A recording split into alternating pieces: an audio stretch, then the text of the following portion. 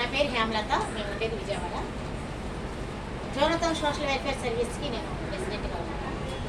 ఇది 2013లో రిజిస్టర్ అనమాట. అప్పటి నుంచి నేను సర్వీస్ చేస్తూనే ఉన్నాను. మహిళల పట్ల, చదువుకునే పిల్లలకి. మొన్న సింగనగర్లో ఫ్లోటింగ్ వచ్చింది కదా, వరదలు వచ్చినప్పుడు కూడా నేను చాలా మంది పిల్లలకి, అంటే 8th క్లాస్ 9th క్లాస్ పిల్లలు లోపెట్టి బుక్స్ అన్ని పోయాయి. వాళ్ళు చాలా స్ట్రగుల్ అవుతుంటే మేము వెళ్ళిన తర్వాత అక్కడ కొన్ని గ్రూపులుగా చేసి వాళ్ళకి బుక్స్, పెన్ను, ప్యాడ్, 2-4 బుక్స్ అవి అట్లా ఒక ప్యాకింగ్లో చేసి అక్కడ ఇవ్వడం జరిగింది. ఈ రోజున మన సింగిల్ ఉమెన్ మహిళా దినోత్సవం సందర్భంగా ఈ రోజు మనం అందరం కలుసుకున్నాము ఈ ప్రాంతంలో. కాబట్టి అందరూ ధన్యవాదాలు. పిలిచిన ప్రతి ఒక్కరు వచ్చినందుకు ధన్యవాదాలు తెలియజేసుకుంటున్నాము. Thank you so much. అయితే ఈ కార్యక్రమాన్ని ఇంత సక్సెస్ఫుల్ చేసిన మీ అందరికీ ధన్యవాదాలు తెలియజేసుకుంటున్నాము. అయితే మహిళల గురించి ఒక 2 మాటలు నేను కూడా నా వంతు నేను కూడా మాట్లాడదామని మీ ముందుకు వచ్చాను. థ్యాంక్ యూ సో మచ్ అందరికీ. మన భారతదేశంలో చరిత్రలోకి వెళ్తే మనకి తెలియని చరిత్ర మన భారతదేశ చరిత్ర. కంటి ముందు కనిపించినాయే అని చెప్పి మాట్లాడారు. సాధారణంగా ఇంట్లో ఏం జరుగుతున్నాయి అని ప్రతి ఒక్కరు అదే మనకి ముందు మాట్లాడి ఉన్నారు. ఎందుకంటే మన కంటి ముందు జరిగాయి అన్ని. తల్లిగా, చెల్లిగా, ఎట్లాగా ధైర్యంగా రావాలి, అట్లా చేయాలి, ఇట్లా చేయాలని ఈ రోజున ఇప్పుడు మాట్లాడుతున్నాం. ఆ రోజులో ఉన్న మాట్లాడటానికి అసలు ఫస్ట్ మన భారతదేశాన్ని ఏలినది ఎవరంటే మహిళలే. మన భారతదేశాన్ని ఏలింది ఎవరంటే మహిళలు. ఇప్పుడు పాత వస్తువులు, అదే దాన్ని ఏమంటారు,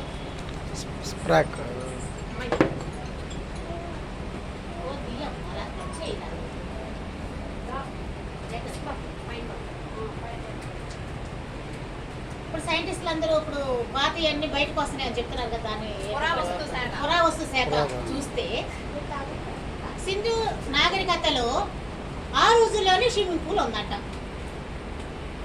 డబుల్ స్టేర్ బిల్డింగ్లు ఉన్నాయి, డ్రైనేజీ కనెక్షన్ ఉంది. ఆ రోజుల్లో ఎవరు పరిపాలన చేశారు?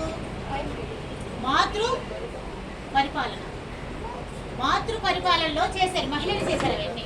మహిళలు కట్టారు, మహిళలు వ్యవసాయం చేశారు, మహిళలు బిజినెస్ చేశారు, మహిళలు కుటుంబాన్ని పోషించారు. ప్రత్యేక మహిళలు చేసేవారు ఆ రోజుల్లో. మన భారతదేశంలో స్టార్టింగ్ అయిన శతాబ్దంలో తీసుకుంటే మహిళలు చేశారు అవన్నీ. ఆ తర్వాత మనకి విదేశీయులు వచ్చిన తర్వాత, పేరు చెప్పకూడదు, విదేశీయులు మన దేశానికి వచ్చిన తర్వాత మన యొక్క భారతదేశ చరిత్ర సంపదను చూసి మహిళలు ఇట్లాగా చేస్తున్నారు, చేస్తున్నారు అని వాళ్ళని ఎలాగైనా కంటిన్యూ చేయాలని వాళ్ళలో నుంచి కొంతమంది వచ్చి కన్యాదానం అన్న మాట అక్కడి నుంచి వచ్చింది. ఎందుకంటే ఆ దేశం నుంచి వచ్చిన ఎవరు? పురుషులే వచ్చారు. ఇక్కడ ఉంది ఎవరు? భారతదేశంలో ఉన్న మూలవాసులు స్త్రీలే ఉన్నారు. వాళ్ళు వచ్చిన తర్వాత ఈ మన యొక్క భారతదేశ మహిళలు వాళ్ళ కన్యాదానంగా తీసుకొని వాళ్ళ యొక్క క్యాస్ట్ ఇచ్చుకుంటూ వాళ్ళని మళ్ళీ మనలో నుంచి వేరు చేశారు. చూసారా? ఒకసారి ఆలోచించారా? మన మహిళలనే వాళ్ళ కన్యాదానంగా తీసుకొని వాళ్ళు మళ్ళీ వేరే క్యాస్ట్గా ప్రొవైడ్ చేసి మన మహిళలే మనకి గౌరవం చేశారు. ఇది చాలా లోతైన విషయం.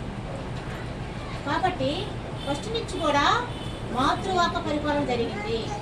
ఆ మాతృవాక పరిపాలన పోవడానికి కొన్ని 100 సంవత్సరాలు తిరుగుబాటు చేశారు, కొన్ని 100 సంవత్సరాలు యుద్ధాలు చేశారు, కొన్ని 100 సంవత్సరాలు చేసుకుంటూ చలిసిపోయి చాలా మంది మన భారతదేశంలో ఉన్న మూలవాసం చనిపోవడం అలా జరిగిన తర్వాత పితృవాక పరిపాలన మనకి. ఈ పితృవాక పరిపాలన ఆనాటి నుంచి ఈనాటిగా కొనసాగుతూనే ఉంది. అప్పుడు ఈ కొనసాగింపులో జరుగుతుండగా మనకి ఒక మహానుభావుడు వచ్చాడు 5వ శతాబ్దంలో, గౌతమ బుద్ధుడు వచ్చిన తర్వాత అప్పుడు ఆయన అన్నాడు సమానత్వం. అంటే ఆయన ఉన్న పరిస్థితిలో సమానత్వం లేదనే కదా. ఇప్పుడు మనం ఒక మాట చెప్తున్నాము అంటే అది సరిగ్గా లేదనే కదా. అప్పుడు ఆయన చెప్పాడు, ఆయన సమానత్వం ఉండాలి. ఏంటి? నాన్ వెజ్ చేయాలి, మన మాంసాలు అంటే ఆ రోజు తింటదానే కాబట్టి ఆయన తినొద్దని చెప్పాడు. అక్కడ చాలా తారతమ్యాలు ఉన్నాయనే కదా. పురుషులు ఆధిక్యతను చూపిస్తున్నారు, మహిళలు బాగా చాలా నీచంగా చూస్తున్నారని ఇందాక శైలజ గారు చెప్పారు. అదే సత్యసాగంలో చిన్న వయసులోనే బట్టలు చేసేసి వాళ్ళని మంటలు తోసి ఇవన్నీ కూడా ఎలా మార్పు చెందాయి అంటే మన భారతదేశానికి బ్రిటిష్ వారు వచ్చిన తర్వాత కొన్ని చట్టాలు వచ్చాయి. ఆ చట్టాల ద్వారా మహిళలకు చాలా వరకు కొంచెం ప్రొటెక్షన్ అనేది వచ్చింది. నిజంగా మాట్లాడుకోవాలి. వాళ్ళు వచ్చిన తర్వాత ఈ సహిత గమనం అనేది, తర్వాత విద్యార్థులకు గుండు చేయడం, తెల్లచీరల కట్టడం, ఇవన్నీ కూడా చాలా వరకు ఒక్కోతూ వచ్చేది. ఆయన ఉన్న కాలంలో సమానత్వం కావాలని అన్నాడు. ఇంకా కొంచెం కాలం గడిచిన తర్వాత పూలే గారు వచ్చారు.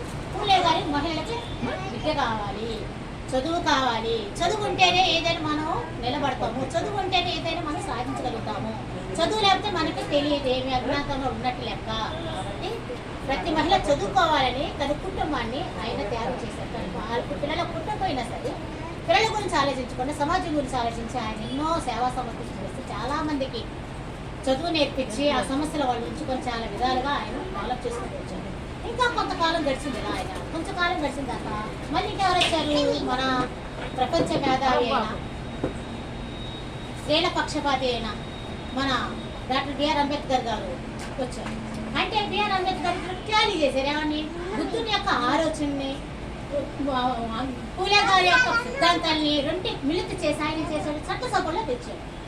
వాళ్ళు జస్ట్ ఒక వార్లాగా చెప్పుకుంటూ వస్తే ఈయన చేశాడు, చట్టసభలో తెచ్చాడు అంబేద్కర్ గారు. తీసుకొచ్చి పార్లమెంట్లో పెట్టాడు.